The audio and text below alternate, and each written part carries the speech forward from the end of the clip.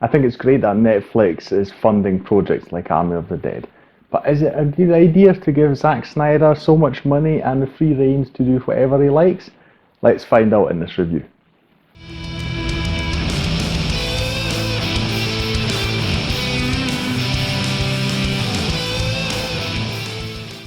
Hi, my name's Drew and welcome to another review video on Flying Wiener. I am finally returning to Netflix because Army of the Dead was something that was on my radar for quite a while. As you may or may not know, I am a Zack Snyder film. I have already covered 2 of his DC films. The first one that I would link to, one of my personal favourite films of all time, is Batman v Superman. Very controversial, I know. Perhaps I can convince you otherwise. You can click the link up here to see that video. It is in my In-Flight Entertainment series when I talk about films that I really like and explain why that is. It's a bit of a longer video, but if you're really interested in a very positive opinion on the film, you should check it out. I have seen and I'm a fan of his 2004 film Dawn of the Dead. It was a remake of the George Romero classic. I really liked that film and I didn't discover until much later that it was actually made by Zack Snyder. It was interesting to see after his return what he still had to say about zombies and whether there would be something new. Now I gather that one of the main criticisms that people have is the runtime, which is nearly 2.5 hours, which I completely understand may be quite off-putting. I do think it is one of the main issues of the film for audiences. I personally did not feel that the film was too long, but I did get the impression that you could have cut bits and pieces out of it, maybe to just shorten the runtime, because it doesn't always feel that it warrants it. What is it about? You have a group of mercenaries. It's a bit like a sort of Dirty Dozen type of situation. They all come together and they're planning a heist in a casino in Las Vegas. The problem being that there was a zombie outbreak that was confined to Las Vegas, so the rest of the world is okay, but Las Vegas has just gone to hell. And they are going in there as a group to retrieve an amount of $200 million. Straight off the bat, you can immediately tell, and just the concept alone, it's not to be taken all too serious.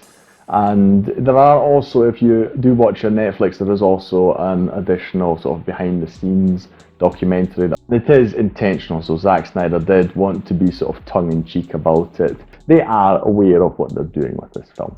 So it's like Zack Snyder took a lot of what we know from various zombie films over the decades and he sort of smushed it all together. So you've got slow zombies, you've got fast ones, you've got all sorts of exploration of different kinds of things. I won't go into detail, I'll let you find out how that all comes to be yourself. But generally speaking, I like what he's done here. It is not a standard zombie film, even when it just comes to the zombies themselves.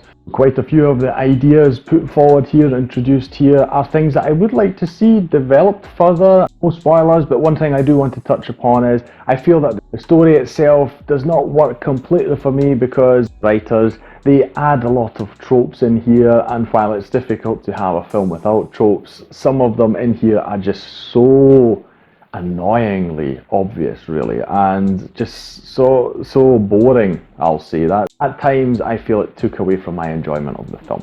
Just as an example, without spoiling what exactly it's about, you have a character or characters who are in a situation where it's required of them that they really get a move on to get away from where they currently are, and instead of doing what any other human being would do in that moment, they share a moment where they're just looking each other in the eyes, or just hesitating and not doing anything, just standing still. It's like you can see it coming. It's really annoying because it's the only reason that something happens afterwards. If they just reacted like any other human being, they would have gotten away in that situation. The end as well, no spoilers, was something that was very predictable too, and then you have to watch it play out and it's like, yeah, okay, I've seen this a few times, blah blah blah.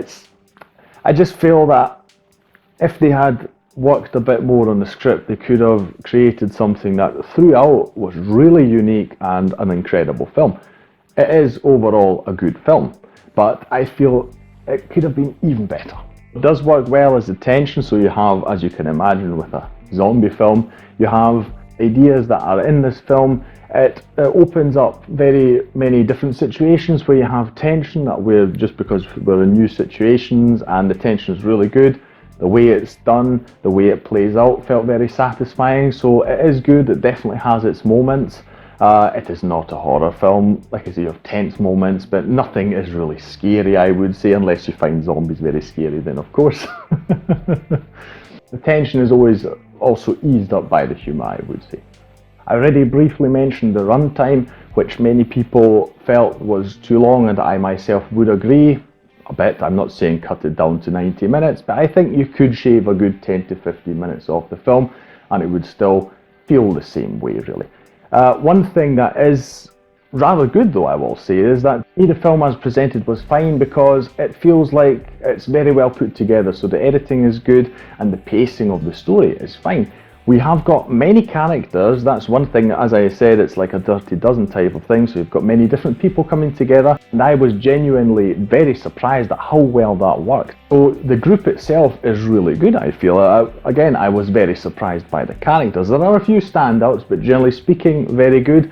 But the problem with that is that you do have to juggle a lot of characters. And this is a minor spoiler, but you may have seen it in the promotional material already. The zombies, they have a lead figure, I'll call it, and that person also gets screen time every now and then. So you have not just the human side, you do also have a bit of the just strictly solely zombie side as well. Zombie side, not zombie side as in killing zombies. It's their point of view, basically. Zombie side, right? I've got it. Maybe if they had cut one or two characters out, they could have easily shaved off some of the screen time. Maybe attributed some of the individual actions to other people. I think it would have worked out a bit better. But staying with the people, you have great acting. I felt throughout there was not a single person in this film where I would say the acting was bad or so, although there are some standout people, I do feel. So there's Dave Bautista, who plays the lead role in his. I am really slowly becoming a big fan of his. I really liked him in Blade Runner 2049. I love him as Jackson in the MCU. But seeing more and more of him, I feel is really good. I would say even he here delivers the best acting performance. So I really enjoy seeing him on screen. Great choice for the lead character. Alongside him, you have particularly great female performances, which I also liked. And speaking of just this whole big cast, it's really difficult to be standout, but you had several people doing a really great job. So we have Ella Purnell, for instance. I'm new to her. I don't think I've seen her in anything before. I thought she really delivered a great performance. Then you've got, and please forgive me if I butcher the name, you've got Nora Arnezera. She is French. I'm not quite sure how you would pronounce it. Arnezide, I'm not quite sure. But she was also the character, but the acting too. Pretty much my favourite character in the film. I really liked her. The German actor is in this film. His name is Matthias Schweighofer. I haven't seen him before. My wife had, but I didn't really feel familiar with his face. Great performance. He's definitely the most humorous character of them all, but not in an annoying way or so. So he gets a lot of the comic relief, but it's really well done. His character's really likeable, and just generally I love this guy in the film. And the last person I would mention is Richard Citron. As I mentioned, the zombies have a sort of lead figure, and this is the guy who plays it. I had to look him up because he did not look familiar to me, which is also quite difficult, as you can imagine. Zombie, so he's got some makeup on, etc. A really seemingly important guy, particularly in the stunt world, and it makes me very happy that he was given this big role in this film, because what he does with his zombie character was very interesting. I really liked it. So just the acting performance I felt was also pretty standout.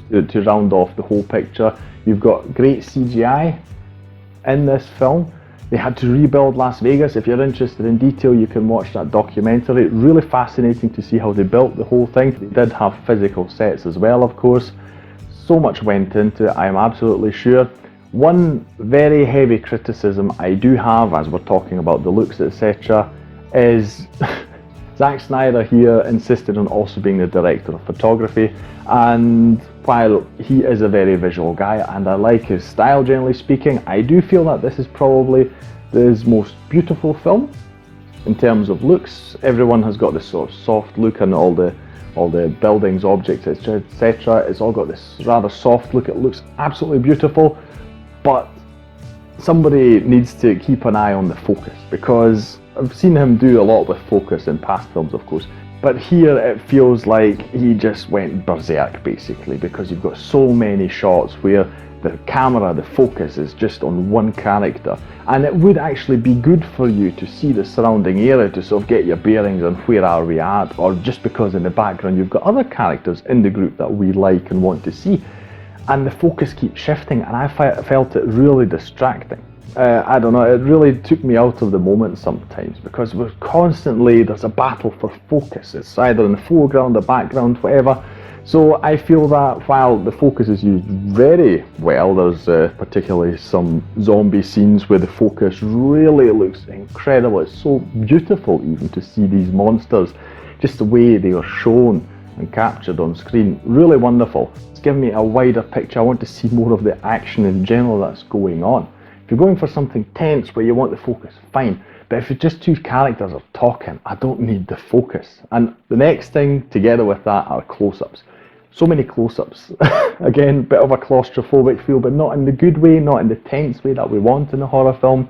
It's just like, I felt I want to take a few steps back from these characters, you know, just to breathe a bit and just to take it in a bit better. So that, alongside with the script and tropes in particular, I would say those are my main criticisms of the film. Overall though, pleasantly surprised. I do hope that the majority of people will agree with me. Just thinking about the DC films I've talked about, by the way, the second one on my channel would be Zack Snyder's Justice League. You can click a link up here to see that. Generally, I am a bit different to the internet. I love Zack Snyder's work. The internet usually does not so much, at least when it comes to his DC films. So I do think though that this is a film where all can agree that it's a good film. It's definitely very entertaining, great concept, great group acting.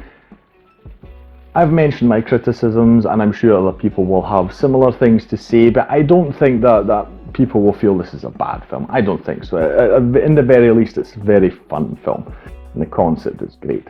So I absolutely would love for Netflix if they would focus more on such projects like this, because I feel this is incredible. I was sitting there watching the film thinking to myself, this is not a film that's going to be in the cinemas, or it had a very limited run I saw, but you know, it's not the big sort of summer blockbustery thing that it looks like, because this is just a film that was made for a streaming service, and I love that Netflix is doing this, because it's incredible to think that they're doing it knowing that this is just for the small screen at home. But it felt like a great popcorn film, so I recommend watching it. But tell me in the comments down below if you have seen it, what you thought of it, if you want to see it, or if you're saying, nah, it's Zack Snyder, I'm definitely not going to watch it. All those things down in the comments below. If you enjoyed this video, please consider leaving a like on it, share it around, subscribe to the channel for more videos, and I'll see you in the next one on Flying Wiener. Take care.